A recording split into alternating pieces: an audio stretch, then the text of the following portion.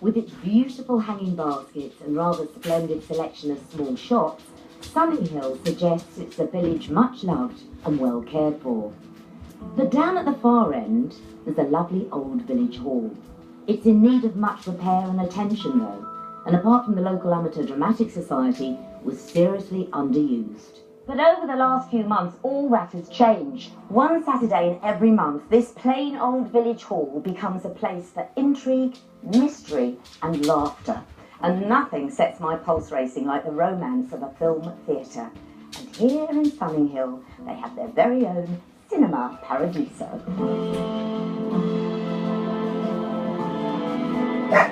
A small band of dedicated locals show 4 films a day, and it was the brainchild of Jane Richardson, who lives in the village. We were looking to try and find something to raise some money for the upkeep of the hall because, it's been around since the beginning of 1902, and there's a lot of upkeep needed, a lot of repair work and renovation needed. I knew there was a tradition of cinema in Sunninghill, and so it just seemed logical that we would go along the route of opening a cinema here, a community cinema. The seats are already here. So we had the seats. They've been here for a number of years, and they've been used for various sort of Amdram productions over the years. But putting them out is a complete nightmare. And I've always said if I win the lottery, I'm buying a fully automatic system. It's a great workout putting those seats up.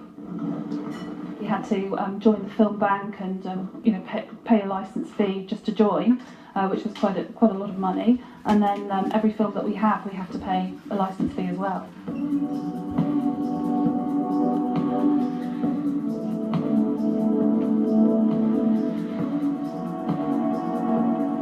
Licences, film rights and the like were all completely new to the villagers, but they soon found a man who knew exactly what to do.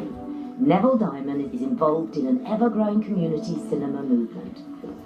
So Neville, how easy was it for you to start showing films here?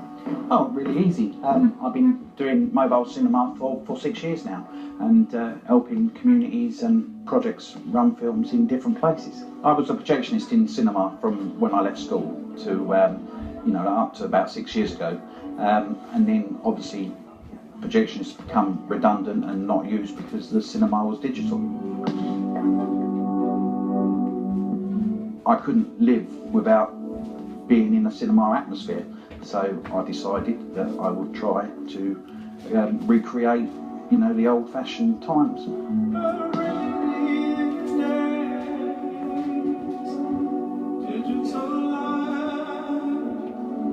You are limited with what you can offer technically, aren't you, or not? Not really. I mean, the projectors now are HD, so we show Blu-ray. It's not always about the quality of film. The modern cinemas put all their efforts into the quality of the screen, obviously, and sound, but there's no community feeling. You can die in a cinema and no one would know you're dead until they come to clean it. This isn't a completely new idea. Sunninghill had a small cinema on the high street for many years. Stuart McNair's family owned it. My grandfather, who was the last White Raja of Sarawak, his brother Harry decided that he would actually give a cinema to the village, and so it was started in 1920. They laid the foundation stone. And there's an interesting thing here with cinema ticket prices, and even in a tiny cinema like that, they had 3-tier pricing. So they had 2 and 6, 1 and 3pence, and 9pence for the tickets to go and see Daddy Longlegs with Mary Pickford.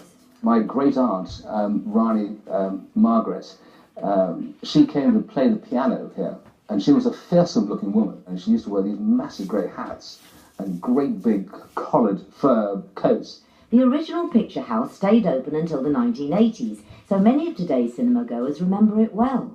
It was run by a husband and wife. I don't know why we called him Uggy, this man. And she used to take the money, and then she used to come dashing out to the front and serve the ice creams. And then he used to go dashing up and again crank up the projector. And so it really was an old-fashioned feel. It had 320 seats, so it was very cosy. And a traditional back row. And a very good back row. Although, did you ever sit in the back row? Oh, I couldn't possibly tell you. Most cinemas today are situated in purpose-built complexes, but in the past the movie theatre used to bring life to many high streets. I remember years ago looking over the roof of the cinema and people would be coming out of pubs and restaurants to go into the cinema, and then looking over the roof, and then other people would be leaving the cinema to go into the pubs and restaurants. Then the cinemas went, and then obviously no one was in the high street. This high street has welcomed the return of a cinema with open arms. Local shops sell tickets in advance. They cost only a fiver, by the way. The Curry House gives discount to cinema goers. And the Asperger's and Autism Centre, just down the other end of the tiny high street, is benefiting hugely. Their aim is to get their young people to integrate into society more, and selling popcorn does just that. They've provided an outreach programme which has been amazing for the young people with autism to come and have real life experiences to work. People like Felicity, Natalie and Ryan are able to come once a month to do some real life training. It's something that's given them outreach, whereas other people wouldn't.